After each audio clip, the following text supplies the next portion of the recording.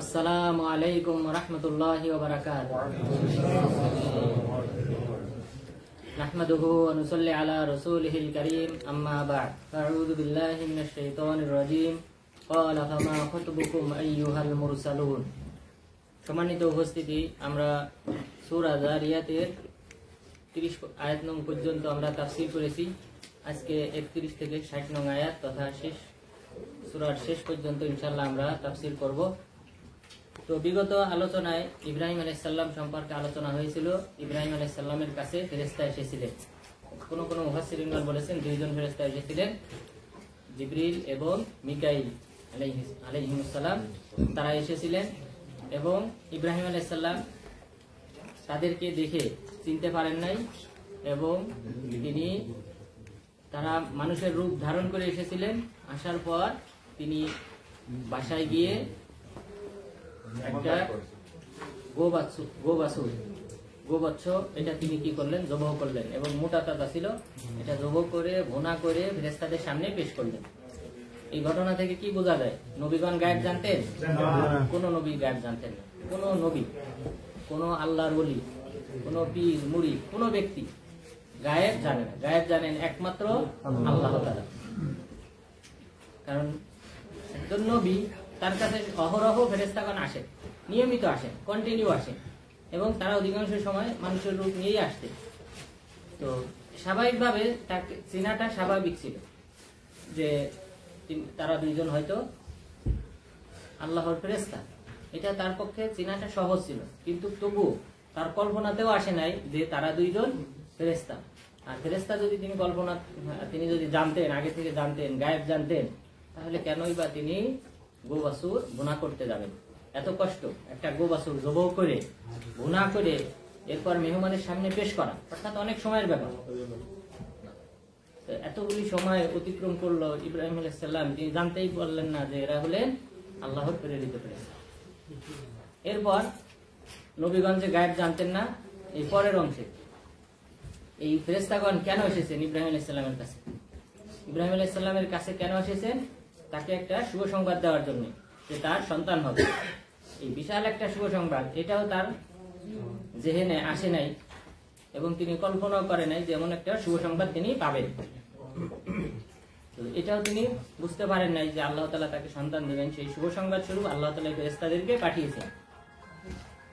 শুধু এটা না, 3 নম্বর আরো একটা বিষয়, শুধুমাত্র যে শুভ সংবাদ দেওয়ার জন্য ফেরেশতাগণ ইব্রাহিম আলাইহিস সালামের কাছে এসেছেন তা নয়, বরং ইব্রাহিম আলাইহিস সালাম কি বললেন? ক্বালা ফামা খাতবুকুম আইয়ুহাল মুরসালুন।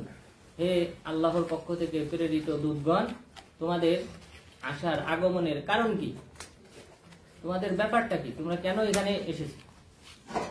ইব্রাহিম আলাইহিস সালামকে তখন প্রত্যুত্তরে তারা বললেন, ক্বালু ইন্না উরসিলনা ইলা কওমিন মুজরিমিন। নিশ্চয় আমরা প্রেরিত হয়েছি পাপাচার সম্প্রদায়ের নিকট। পাপাচার সম্প্রদায়কে ধ্বংস করার জন্য আল্লাহ তাআলা আমাদেরকে পাঠিয়েছেন। অর্থাৎ শুধুমাত্র আপনাকে যে শুভ সংবাদ দেওয়ার জন্য এসেছি তা নয়, বরং আরো একটা দুঃসংবাদ হলো যে আপনার ভাতিজা লূত আলাইহিস সালাম, তার সম্প্রদায়কে ধ্বংস করার জন্য আল্লাহ তাআলা আমাদেরকে পাঠিয়েছেন। অর্থাৎ নির্দেশ পরিপূর্ণ হয়ে গেছে, আল্লাহ তাআলা নির্দেশ দিয়েই পাঠিয়েছে, আমরা এখন এসেছি বাস্তবায়ন করার জন্য। তাহলে একটা জাতিকে ধ্বংস করা হবে, এই বিষয়টাও ইব্রাহিম আলাইহিস সালাম জানতেন না। অর্থাৎ ইব্রাহিম আলাইহিস সালাম তিনি ছিলেন ফিলিস্তিনে, আর লূত আলাইহিস সালাম বর্তমান যে জর্ডান, এই ডেড সি যেটা আছে, মিলিত সাগর, এই অঞ্চলেই তাদের বসবাস ছিল। তো এই অঞ্চলে আল্লাহ তাআলা প্রেরণ করেছিলেন লূত আলাইহিস সালামকে।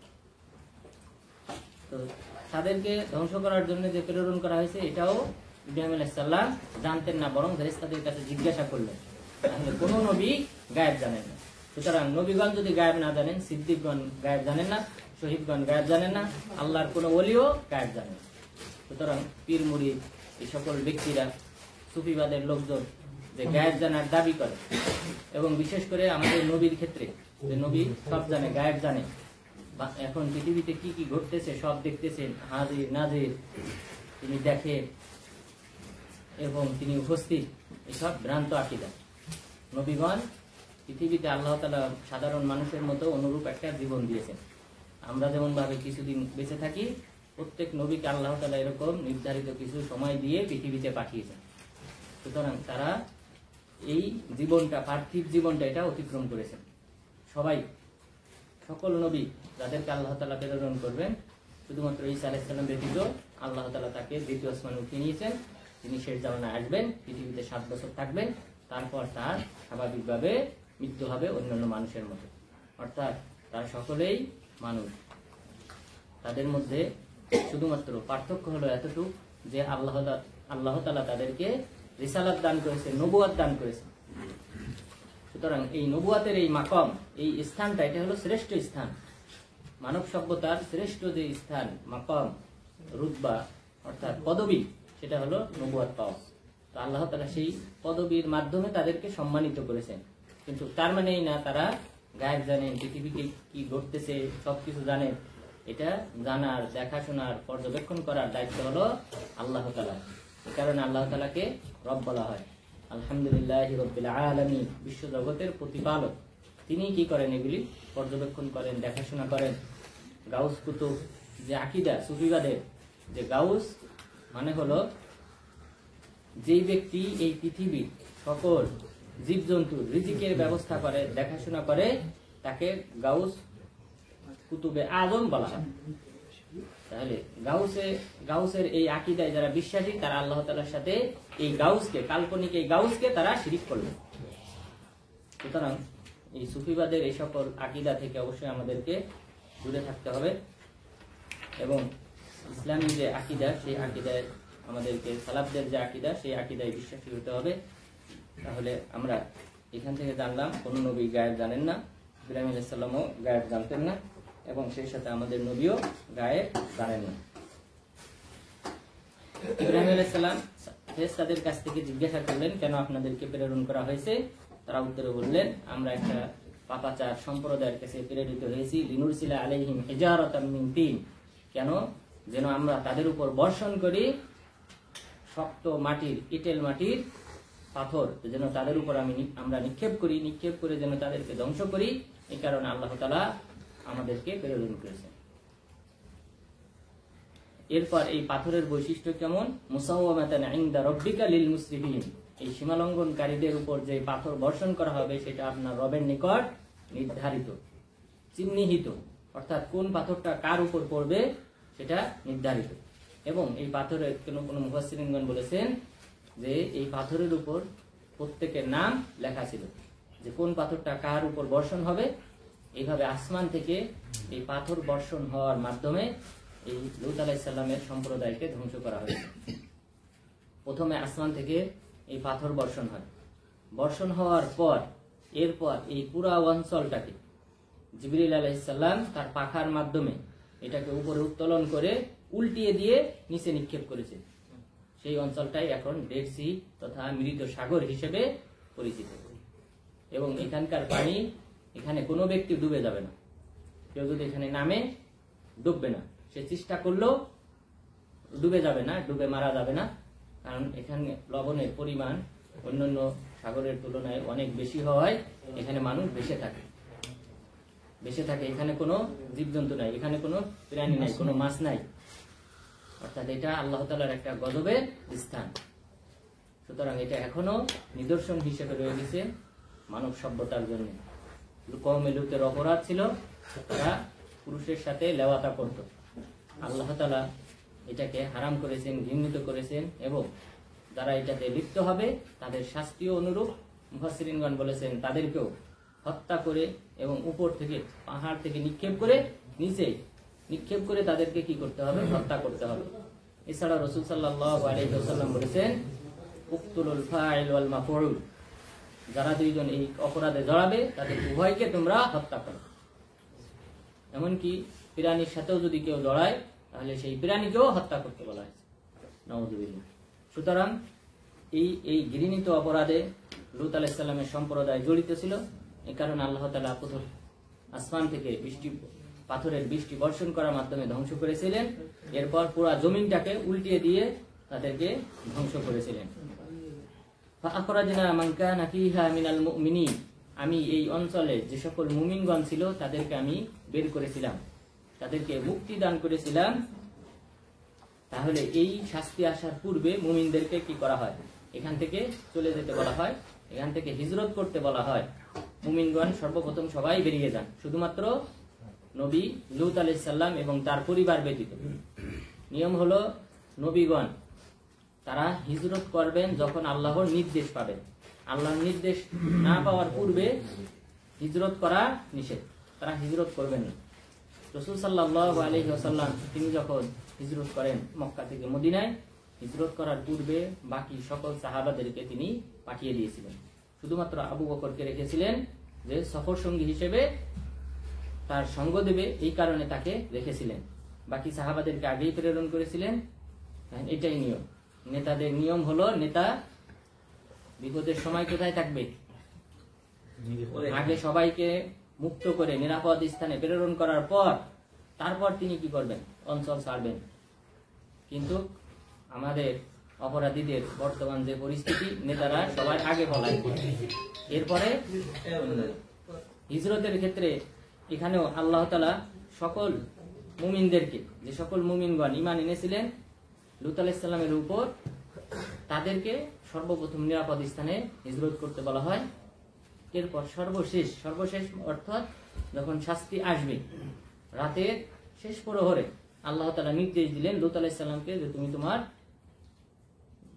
পরিবারের যারা আছে সদস্য, মেয়ে, ওনার ছেলে ছিল না, মেয়ে এবং সেই সাথে স্ত্রী, এদেরকে নিয়ে তুমি বেরিয়ে যাবে, তবে স্ত্রী ব্যতীত, কারণ স্ত্রীও অপরাধী ছিল, যেটা মহান রব্বুল আলামিন পরে উল্লেখ করেছেন। তাহলে ফাআখরাজা মান কানা ফিহা মিনাল মুমিনিন, মুমিনদের মধ্য থেকে যারাই এখানে ছিল সবাইকে আমি এখান থেকে বের করেছিলাম। ফামা ওয়াজাদনা ফিহা গায়রা বাইতিম মিনাল মুসলিমিন, তথায় মুমিনদের একটা ঘর ব্যতীত আর কোনো ঘর ছিল না, অর্থাৎ লূত আলাইহিস সালাম এবং তার পরিবারের সদস্যবৃন্দ, এরা ব্যতীত বাকি সকলেই এখান থেকে হিজরত করেন। এরপর ওয়াতারাকনা ফিহা আয়াতাল লিল্লাযিনা ইয়াখাফুনাল আযাবাল আলীম, লূত আলাইহিস সালামের স্ত্রী তিনি অপরাধী ছিলেন, তবে অপরাধীর মধ্যে যে অপরাধটা ছিল এটার ব্যাপারে আলেমগণ ইখতিলাফ করেছেন, মুফাসসিরিনগণ ইখতিলাফ করেছেন।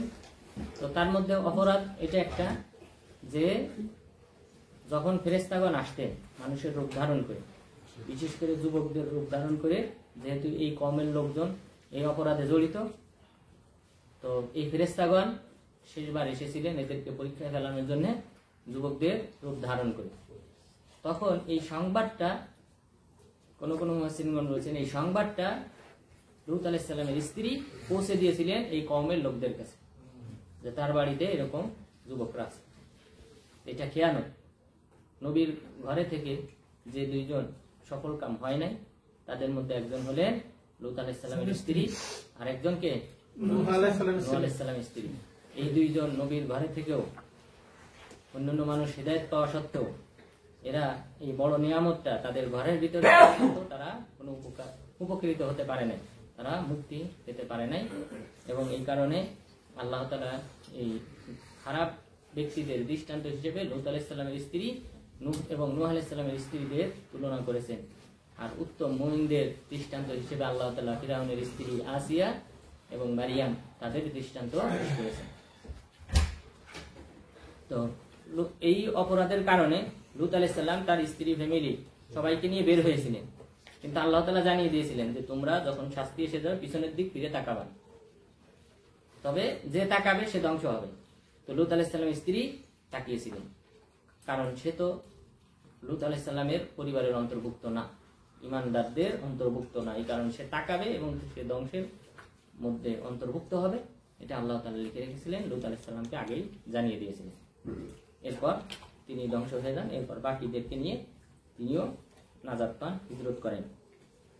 মহান রব্বুল আলামিন বললেন ওয়াতারাকনা ফিহা আয়াতাল লিল্লাযিনা ইয়াখাফুনাল আযাবাল আলীম, ইহাতে আমি নিদর্শন রেখেছি তাদের জন্য যারা আল্লাহ তাআলার কঠোর শাস্তি, যন্ত্রণাদায়ক শাস্তিকে যারা ভয় পায় তাদের জন্য রয়েছে ইহাতে নিদর্শন। তাহলে অপরাধী যারা আছে তাদের জন্য নিদর্শন রয়েছে যে আল্লাহ তাআলা এইভাবে এই লূত আলাইহিস সালামের সম্প্রদায়কে ধ্বংস করেছিলেন, আসমান থেকে পাথর বর্ষণ করে বৃষ্টির বর্ষণ করে ধ্বংস করেছিলেন। এরপর জমিন উল্টিয়ে দিয়েছিলেন। এভাবে যেহেতু তাদেরকে ধ্বংস করেছিলেন, সুতরাং অপরাধীদের সতর্ক হওয়া উচিত, তাদের জন্য হাতে রয়েছে বড় নিদর্শন।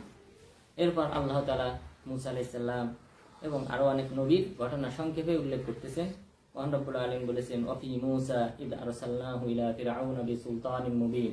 মূসা আলাইহিস সালামের মাঝেও রয়েছে নিদর্শন, যখন আমি তাকে প্রেরণ করেছিলাম ফিরআউনের কাছে সুস্পষ্ট প্রমাণ দিয়ে, সুস্পষ্ট প্রমাণ নিদর্শন যে আমি হলাম আল্লাহ তাআলার পক্ষ থেকে প্রেরিত।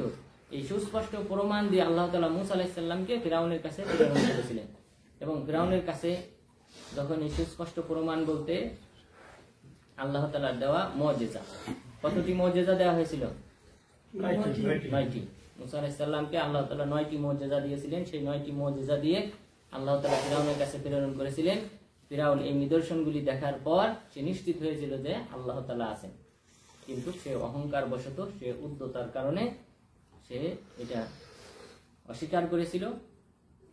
আর সেই 9টি নিদর্শন হলো, প্রথমে হলো লাঠি সাপে পরিণত হওয়া, এরপর হাত বগলে রাখার পর এটা সুবড় হয়ে দেখা দিত, অর্থাৎ কোন প্রকার ধবল রোগী হওয়া ব্যতীত, অর্থাৎ মানুষের যে শ্বেতরোগ হয়, এটা তো রোগ, শ্বেতরোগ, চামড়া, মুখের চামড়া, শরীরের বিভিন্ন জায়গার চামড়া সাদা হয়ে যায়। মূসা আলাইহিস সালামের এই হাতটা বগল থেকে বের করলে সুবড় হয়ে যেত, সাদা হয়ে যেত, কোনো প্রকার এই ধবল রোগে আক্রান্ত হওয়া ছাড়াই।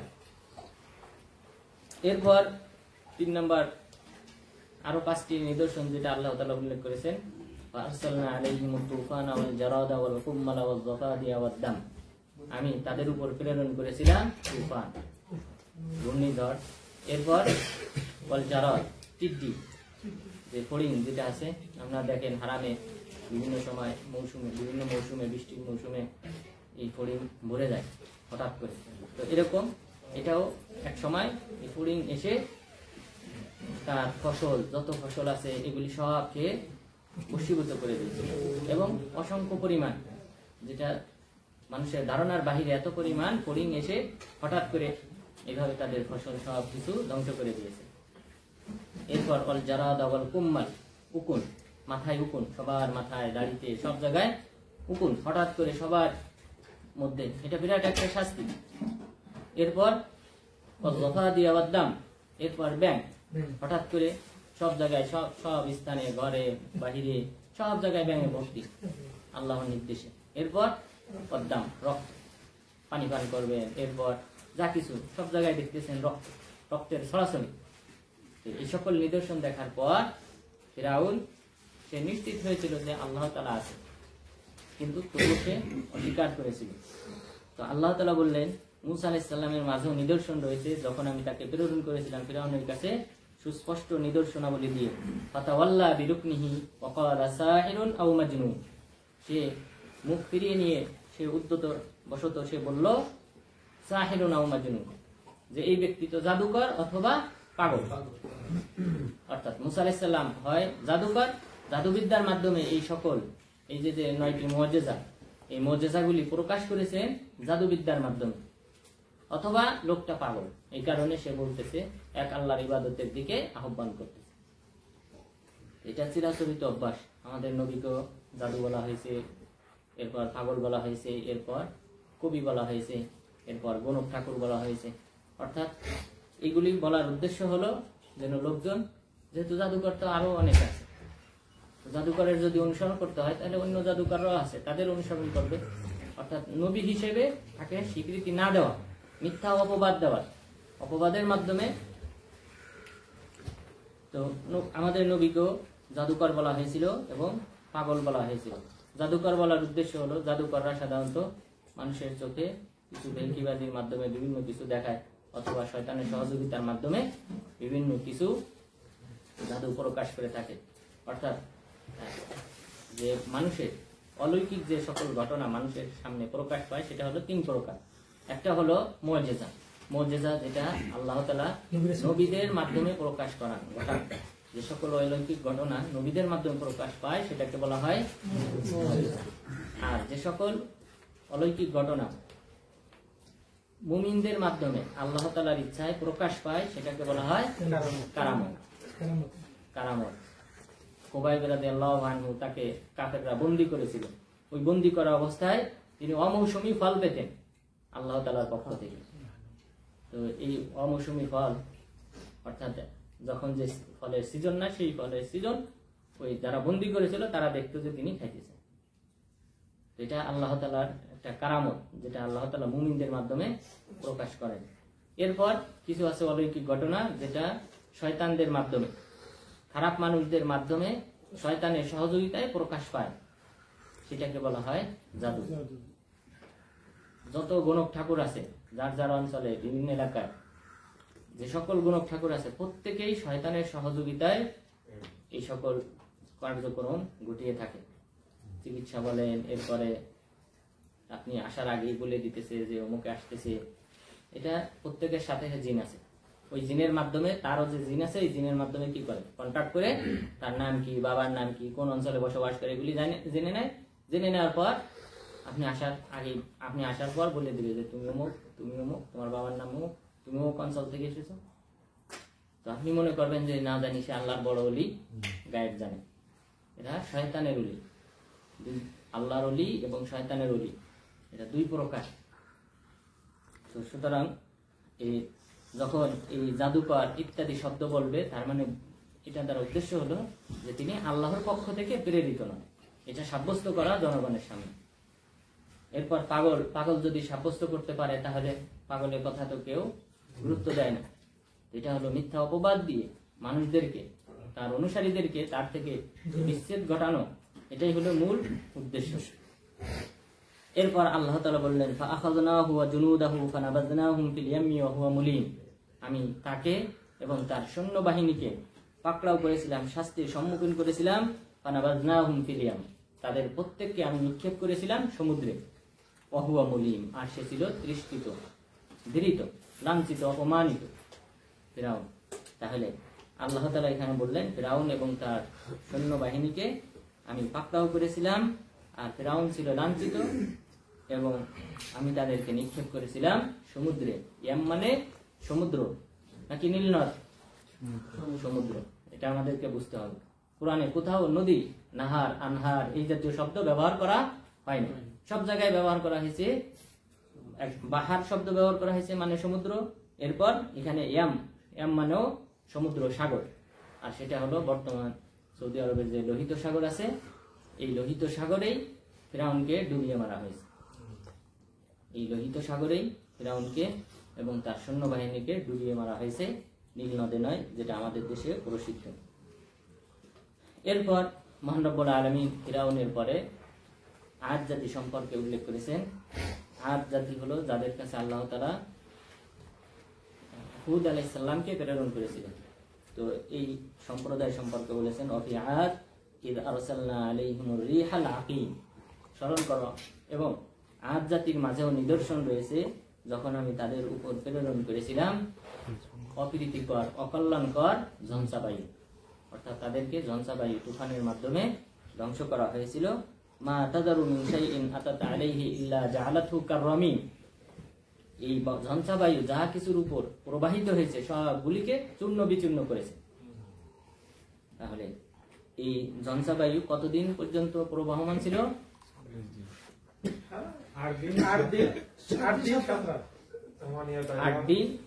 7 রাত।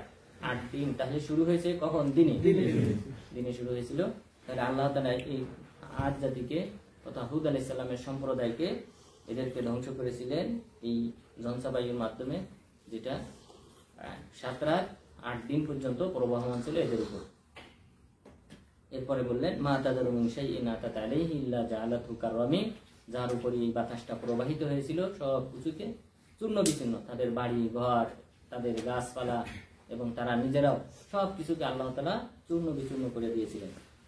অফি সামুদা ইযা কিলা লাহুম তামাত্তাউ হাত্তা হিন, এবং সামুদ জাতির কথা, তাদের মাঝেও নিদর্শন রয়েছে, যখন তাদেরকে বলা হলো তামাত্তাউ হাত্তা হিন, তোমরা কিছুকাল সময় তোমরা আনন্দ উপভোগ করে নাও, এরপরে শাস্তি আসবে। অর্থাৎ এটা হলো শেষ পর্যায়ে। শেষ পর্যায়ে বলতে সালেহ আলাইহিস সালাম এই সামুদ জাতির মাঝে তিনি দাওয়াতি কাজ করতেছিলেন। দাওয়াতি কাজের মাঝে তারা একটা মর্যাদা দাবি করলো যে আমাদের এই সামনে যে পাহাড়টা দেখতেছেন এই পাহাড় থেকে একটা উটনি, গর্ভবতী উটনি যদি আপনি বের করতে পারেন আপনার উপর ঈমান আনবে। তো সালেহ আলাইহিস সালাম তিনি দোয়া করলেন আল্লাহ তাআলার কাছে, আল্লাহ তাআলা এই পাহাড় কেটে এই উটনিটা বের হলো, বের হওয়ার 9 মাসের। এরপর কিছুদিন পর বাচ্চা ভূমিষ্ঠ করলো। আল্লাহ তাআলা নিয়ম দিলেন যে কূপ ছিল, ওই কূপের পানি একদিন উটনি পান করবে, আরেকদিন জনগণ পান করবে। আর যেদিন উটনি পান করবে সেদিন তো তারা পানি পাবে না, তখন তারা কি করবে, এই উটনির যে দুধ আছে সেটা তারা পান করবে। তো এইভাবে চলতেছিল, চলতে চলতে তখন তারা এদের মধ্যে কাফের সম্প্রদায়, এরা 9 জন ব্যক্তি, তাদের মধ্যে 9 জন ব্যক্তি একদা চক্রান্ত করলো যে এই উটনিকে হত্যা করলো। তখন তারা ওই পাহাড়ের গিরিপথে, যেখান দিয়ে সন্ধ্যাবেলায় উটনিটা আসতো খাবার খাওয়ার পর, যখন সন্ধ্যাবেলায় বাসায় ফেরার জন্য আসতো, তখন তারা ওই গিরিপথে অবস্থান নেয় এবং তীর মেরে এবং পায়ের রক কেটে দিয়ে তারা এটাকে হত্যা করে। হত্যা করার পর এরপর তারা পরিকল্পনা করলো সালেহ আলাইহিস সালামকে কি করবে, তার বাড়িতে গিয়ে হত্যা করবে। সালেহ আলাইহিস সালামকে তাকাসামু বিল্লাহ, তারা সকলেই আল্লাহ তাআলার নামে শপথ গ্রহণ করলেন যে আমরা রাতের আধারে গিয়ে তার বাড়িতে তাকে কি করব, তাকে এবং তার পরিবারের সদস্যদেরকে হত্যা করব। যখন তার গোত্রের লোকজন যখন দাবি করবে যে কেন তাকে হত্যা করা হয়েছে, বদলা নিতে আসবে, তখন আমরা তাদেরকে বলবো মা শাহিদনা, আমরা দেখি নাই যে তাকে কিভাবে হত্যা করা হয়েছে, আমরা জানি না, নিজেরা হত্যা করব। সকালে আমরা বলবো যে তার গোত্রের লোকজন যখন তার পাশে এসে দাঁড়াবে, তার প্রতিশোধ বদলা নিতে আসবে, তখন আমরা বলবো যে আমরা হত্যা করি নাই, আমরা এই ব্যাপারে সত্যবাদী। এইভাবে তারা শপথ করল। শপথ করে যখন তারা সালেহ আলাইহিস সালামকে হত্যা করার জন্য রাতের আধারে তার বাড়ি ঘেরাও করতে আসে, তখন আল্লাহ তাআলা পাথরের বৃষ্টি বর্ষণ করে তাদেরকে, এই 9 জনকে ধ্বংস করে দেন। ধ্বংস করে দেওয়ার পর এরপর পরের ঘটনা যে যেহেতু এখন স্পষ্ট যে তারা সালেহ আলাইহিস সালামকে হত্যা করবে আর এদিকে উটনিকে হত্যা করা হয়েছে, সুতরাং সালেহ আলাইহিস সালাম এইবার বদদুয়া করলেন শাস্তি, এবং তার কওমের লোকজনও তার কাছে বলল যে তুমি যদি সত্য নবী হয়ে থাকো তাহলে কেন আমাদের উপর শাস্তি আসে না। তখন তিনি আল্লাহর কাছে দোয়া করেছিলেন, আল্লাহ তাআলা তাদেরকে একটা নির্দিষ্ট সময়, যেটা আয়াতে বলা হয়েছে ওয়াফি সামুদ ইয কিলা লাহুম তামাত্তাউ হাত্তা হিন, তোমরা একটা নির্দিষ্ট সময় পর্যন্ত তোমরা পৃথিবীতে উপভোগ করো, আনন্দ উপভোগ করো, এরপর শাস্তি আসবে। আর সেটা ছিল 3 দিন, যে 3 দিন পর্যন্ত তোমরা এই খানা পিনা ইত্যাদি তোমরা সুন্দরভাবে করে নাও, এরপরে তোমাদের উপর শাস্তি আসবে। এবং শাস্তির নিদর্শন হলো, প্রথম দিন তাদের চেহারা হলুদ বর্ণ হবে, এরপর সাদা বর্ণ হবে, এরপর কালো বর্ণ হবে, এরপর চতুর্থ দিন তাদের কি হবে, ধ্বংস হবে।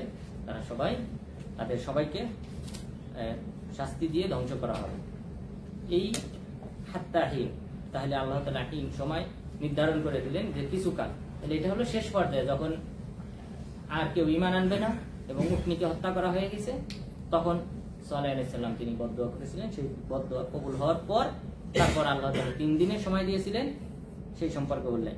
এরপর ফাআতাউ আন আমরি রাব্বিহিম ফাখাযাতুহুমুস সা'iকাতু ওয়া হুম ইয়ানজুরুন, তারা তাদের রবের নির্দেশ অমান্য করেছিল, ফলে বিকট আওয়াজ এসে তাদেরকে ধ্বংস করে, ওহুম ইয়ানজুরুন, তারা দেখতেছিল, অর্থাৎ বজ্রপাতের মাধ্যমে এদেরকে কি করা হয়, ধ্বংস করা হয়।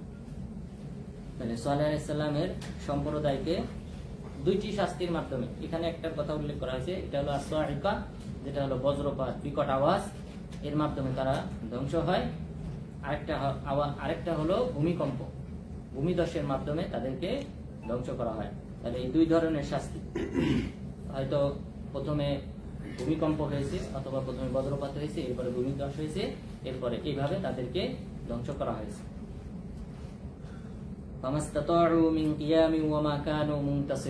এবং ফলে তারা সেখান থেকে দণ্ডায়মান হওয়ার সুযোগ পায়নি, ওমা কানু মুনতাসিরিন, এবং প্রতিশোধ নেওয়ারও কোনো সুযোগ পায়নি। অর্থাৎ যেহেতু আল্লাহ তাআলার শাস্তি এসেছে, সুতরাং এখান থেকে রক্ষা পাওয়ার তাদের আর কোনো উপায় ছিল না। তো কওমে সালেহ আলাইহিস সালামের সম্প্রদায়, এটা বর্তমানে যে মাদায়েনে সালেহ তথা আল-উলা এর অন্তর্গত, এটা প্রসিদ্ধ, আপনারা সবাই জানেন।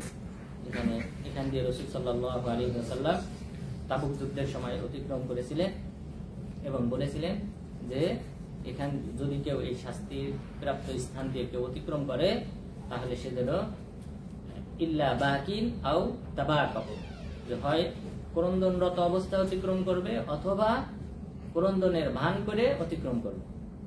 তাহলে এটাই হলো নিয়ম, যে শাস্তিপ্রাপ্ত সম্প্রদায় এদের স্থানগুলি আনন্দ উল্লাস করে অতিক্রম করা যাবে না, বরং ওই সময় আল্লাহ তাআলা যেহেতু শাস্তি এসেছে, সুতরাং ক্রন্দনরত অবস্থায় অথবা ক্রন্দনের ভান, এই ভাবটা যেন আমাদের অন্তরের ভিতরে থাকে, এই অবস্থাতে অতিক্রম করতে হবে। হাসাহাসি আনন্দ উল্লাস করে এই অঞ্চল ভ্রমণে যাওয়া এবং দেখতে যাওয়া এটা জায়েজ না, শুধুমাত্র শিক্ষা গ্রহণের জন্য যাওয়া যায়। এরপর আল্লাহ তাআলা পরবর্তী সম্প্রদায় তথা এই সম্প্রদায়গুলির পূর্বে সর্বপ্রথম যে সম্প্রদায়কে ধ্বংস করা হয়েছিল, ওয়াকাউমা নূহ মিন ক্বাবল, নূহ আলাইহিস সালামের সম্প্রদায়কে ইতিপূর্বে ধ্বংস করা হয়েছিল। অর্থাৎ এই সকল সম্প্রদায়ের পূর্বেই নূহ আলাইহিস সালামের সম্প্রদায়কে ধ্বংস করা হয়েছিল। ইন্নাহুম কানু কওমান ফাসিকিন, নিশ্চয়ই তারা ছিল ফাসিক পাপাচার সম্প্রদায়। এরপর আল্লাহ তাআলা ভিন্ন বিষয়ে আলোচনা করতেছেন, তিনি যে রব, তার রুবুবিয়্যাত, এই বিষয়ে আলোচনা করতেছেন। ওয়াস-সামাআ বানাইনাহা বিআইদিন ওয়া ইন্না লামুসিউন। তার পূর্বে নূহ আলাইহিস সালামের সম্প্রদায় তারা কোথায় ছিল? বর্তমান যে কুফা, ইরাকের কুফা, এখানেই তাদের অবস্থান ছিল। এই কুফার এই অঞ্চলেই তাদের অবস্থান ছিল। এরপর যখন প্লাবন আসে, প্লাবনের মাধ্যমে যখন এই অঞ্চলটাকে ডুবিয়ে দেওয়া হয়, তারপর তারা বর্তমান যে তুরস্ক আছে, তুরস্কের জুদি নামক পর্বতে, এখানেই নূহ আলাইহিস সালামের নৌকাটা থামে, এখানেই তিনি পরবর্তীতে অবতরণ করেন।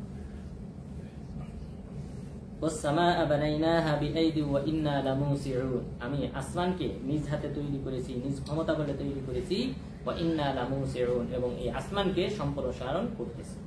অর্থাৎ এই আসমান, পৃথিবী এখনো সম্প্রসারণশীল, অর্থাৎ এখনো বৃদ্ধি পাচ্ছে, বাড়তেছে। এই যে বিজ্ঞান, বর্তমান বিজ্ঞানীগণ তারাও এটা স্বীকার করে যে এই যে সৌরজগৎ, এই সৌরজগৎ একটা অজানা উদ্দেশ্যে ছুটে চলতেছে, অর্থাৎ এটা কোথায় ছুটে চলবে এটা কেউ জানে না, এবং এটা সম্প্রসারণ হইতেছে, বাড়তেছে। এই মহাকাশে যে সকল গ্যালাক্সি, ছায়াপথ, মহারিকা, নেবুলা রয়েছে, এগুলি সব সম্প্রসারণশীল, বৃদ্ধি হইতেছে। এরপর মহান রব্বুল আলামিন বললেন, ওয়াল আরদা ফারাশনাহা ফানি'মাল মাহিদুন, জমিনকে আমি বিছানা স্বরূপ করেছি, ফানি'মাল মাহিদুন, আমি কতই না উত্তম আবাসস্থল নির্মাণকারী। এটাই হলো মূল আয়াত, যে আমরা বলেছিলাম যে নাস্তিকরা যে আল্লাহর অস্তিত্ব অস্বীকার করে, এটা অন্যতম দলিল হলো যে এই পৃথিবীতে আমাদের উপস্থিতি, মানুষের অস্তিত্ব, জীবজন্তুর অস্তিত্ব, গাছপালার অস্তিত্ব, এই সাগর, মহাসাগর, সমুদ্র, এরপর নদী নালা, খাল বিল, এগুলির অস্তিত্বই প্রমাণ করে এক আল্লাহর উপস্থিতি। কারণ মহান রব্বুল আলামিন বলেছেন, ওয়াল আরদা ফারাশনাহা ফানি'মাল মাহিদুন, আমি জমিনকে বিছানা স্বরূপ বানিয়েছি, যেন এখানে মানুষ, জীবজন্তু সকলেই যেন বসবাস করতে পারে, বসবাসের উপযোগী করেছি। ফানি'মাল মাহিদুন, আমি কতই না উত্তম পরিবেশ সৃষ্টিকারী। আল্লাহ তাআলা চেয়েছেন বিদায় এই পৃথিবীতেই শুধুমাত্র মানুষ, জীবজন্তু, গাছপালা, অক্সিজেন ইত্যাদির উৎপত্তি হয়েছে। তা যদি না হতো তাহলে আমাদের আশেপাশে যে সকল গ্রহ রয়েছে, উপগ্রহ রয়েছে, চাঁদ ওই পৃথিবীর 50 ভাগের 1 ভাগ একটা ভূখণ্ড, এবং বিজ্ঞানীদের মতে চন্দ্র, সূর্য, নক্ষত্র, পৃথিবী, এসবগুলি একই সময়ে সৃষ্টি হয়েছে। সবার বয়স একই, সবার বয়স যদি একই হয় তাহলে কেনই পৃথিবী এত সবুজ সমারোহ, এখানেই কেন জীবজন্তুর উৎপত্তি, কেন অন্যান্য গ্রহগুলোতে এই সকল জীবজন্তু, গাছপালা, তরুলতা, সাগর, মহাসাগর কেন গড়ে ওঠে নাই? কারণ আল্লাহ তাআলা চান নাই। আল্লাহ তাআলা চেয়েছেন জান্নাত থেকে সরাসরি আদম আলাইহিস সালাম আসবেন এই পৃথিবীতে, এই পৃথিবী আবাদ করবে মানব জাতি, জিন জাতি, তাদের খাদ্য হিসেবে আল্লাহ তাআলা এগুলিকে তৈরি করেছে। আল্লাহ তাআলা তাই বলেছেন, জমিন যেটাকে আমি বিছানা স্বরূপ বানিয়েছি, আমি হলাম উত্তম আবাসস্থল তৈরিকারী। এই সুন্দরভাবে আমরা পৃথিবীতে বসবাস করতেছি, আল্লাহ তাআলার এখানে কারুকার্য নিহিত রয়েছে, নিয়ামত নিহিত রয়েছে এই কারণে। এরপর মহান রব্বুল আলামিন বললেন, ওমিন কুল্লি শাইইন খালাকনা যাওজাইনি লাআল্লাকুম তাযাক্কারুন, আমি সকল সৃষ্টিকুলকে আমি জোড়ায় জোড়ায় সৃষ্টি করেছি যেন তোমরা শিক্ষা গ্রহণ করো। সকল ফল, মূল, এরপর ফুল, এগুলি সবগুলিতে জোড়া আছে। ফুলের মাঝেও জোড়া আছে, ফলের মাঝেও স্ত্রীলিঙ্গ পুরুষ লিঙ্গ আছে। এগুলি আল্লাহ তাআলার নিদর্শন। ফাফিরু ইলাল্লাহ, সুতরাং তোমরা আল্লাহ তাআলার অভিমুখী হও। ইন্নী লাকুম মিনহু নাযীরুম মুবিন, আমি হলাম আল্লাহ তাআলার পক্ষ থেকে স্পষ্ট সতর্ককারী। রাসূল সাল্লাল্লাহু আলাইহি ওয়াসাল্লাম, আমি হলাম আল্লাহ তাআলার পক্ষ থেকে স্পষ্ট সতর্ককারী। সুতরাং তোমরা এক আল্লাহ অভিমুখী হও। যে আল্লাহ তাআলা এই আসমান জমিন সৃষ্টি করেছেন, আসমানকে এখনো বৃদ্ধি করতেছেন, এরপর জমিনকে এত সুন্দরভাবে সৃষ্টি করেছেন, বসবাসের উপযোগী করেছেন, সেই এক আল্লাহর অভিমুখী হও। তিনি হলেন একমাত্র সৃষ্টি করা কর্তা। সুতরাং তোমরা তারই উপাসনা করো। ওয়ালা তাজআলু মা'আল্লাহি ইলাহান আখার, তোমরা আল্লাহ তাআলার সাথে অন্য কাউকে শরীক করো না। এটাই হলো মূল আল্লাহ তাআলার তাওহীদ। তিন প্রকার তাওহীদের দুই প্রকার এখানে উল্লেখ করা হয়েছে, যে আল্লাহ তাআলা সৃষ্টিকর্তা, এককভাবে তিনি এই আসমান জমিন সৃষ্টি করেছেন, এখানে অন্য কোনো কিছু হাত নেই, এবং এটা এমনিতে তৈরি হয় নাই, যেটা নাস্তিকরা বলে থাকে। এরপর যেহেতু সৃষ্টিকর্তা তিনি, সুতরাং ইবাদত পাওয়ার যোগ্য একমাত্র আল্লাহ তাআলা। এখানে কোনো নবী রাসূল এবং কোনো আল্লাহর ওলি, শহীদ, এরপর সিদ্দিক, কোনো ব্যক্তিকে আল্লাহ তাআলার সাথে শরীক করা যাবে না, কোনো ফেরেশতাকে শরীক করা যাবে না, বরং সকল ইবাদত পাওয়ার যোগ্য হলেন একমাত্র আল্লাহ তাআলা। এই কথা যদি আমরা বলি আমাদের সফলতার জন্য যথেষ্ট। রাসূল সাল্লাল্লাহু আলাইহি ওয়াসাল্লাম বলেছেন, কুলু লা ইলাহা ইল্লাল্লাহ তুফলিহু, তোমরা লা ইলাহা ইল্লাল্লাহ বলো, তোমরা সফলকাম। সফলকাম, লা ইলাহা ইল্লাল্লাহ বললে সফলকাম। মক্কার কুরাইশরা রাসূল সাল্লাল্লাহু আলাইহি ওয়াসাল্লামের চাচা আবু তালেব, যিনি সারা জীবন তাকে প্রোটেক্ট দিয়েছেন, সেই ব্যক্তি কেন লা ইলাহা ইল্লাল্লাহ বলেননি? কারণ এর অর্থ তিনি বুঝেছেন। এর অর্থ হলো যে এক আল্লাহর ইবাদত করতে হবে, অন্য কোনো মাখলুকের, মূর্তি, দেবদেবীর কোনো কিছু ইবাদত করা যাবে না। তো লা ইলাহা ইল্লাল্লাহর অর্থই হলো লা মা'বুদা বিহাক ইল্লাল্লাহ, সত্য মা'বুদ একমাত্র আল্লাহ, তিনি ব্যতীত সত্য কোনো মা'বুদ নেই। সুতরাং ইবাদত অন্য কেউ পাবে না। এই কথাটাই, এটাই হলো নবী রাসূলগণের সকলের দাওয়াত, আহ্বান। কিন্তু আমরা এই পয়েন্টে আমরা ভুল করি। এই পয়েন্টে আমাদের অধিকাংশ মানুষের কি হয়, শিরিক হয়। যে ইবাদতটা যে এক আল্লাহর জন্য করতে হবে, এখানে রাসূল সাল্লাল্লাহু আলাইহি ওয়াসাল্লামের কবর জিয়ারত করতে আসার পর হাজিরা, উমরাকারীরা এখানে এসে রাসূল সাল্লাল্লাহু আলাইহি ওয়াসাল্লামকে ওসিলা করে দোয়া করে। এই যে ওসিলা, এটাই তো শিরিক। এই ওসিলার বিরুদ্ধে রাসূল সাল্লাল্লাহু আলাইহি ওয়াসাল্লামের সারা জীবনের সংগ্রাম।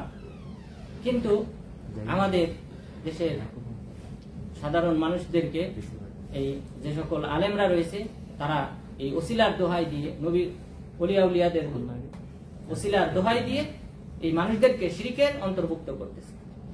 ওমা ইউমিনু আকতারুহুম বিল্লাহ ইল্লা ওয়া হুম মুশরিকুন, যে সকল মানুষ আল্লাহর প্রতি ঈমান আনে তাদের অধিকাংশই মুশরিক।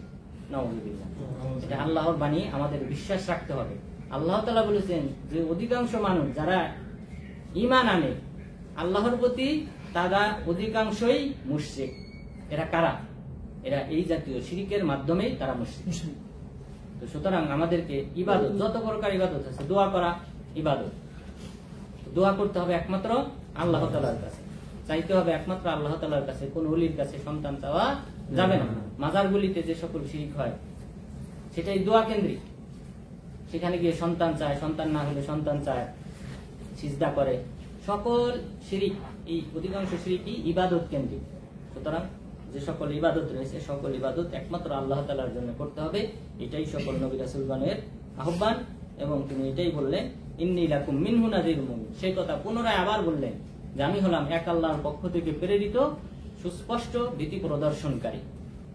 দ্বিতীয়বার আবার একই কথা বললেন। সুতরাং এই তাওহীদে রুবুবিয়্যাহ, তাওহীদে উলুহিয়্যাহ, এরপর তাওহীদুল আসমা ওয়াস সিফাত, এই ক্ষেত্রে আল্লাহকে একক বলে আমাদেরকে জানতে হবে।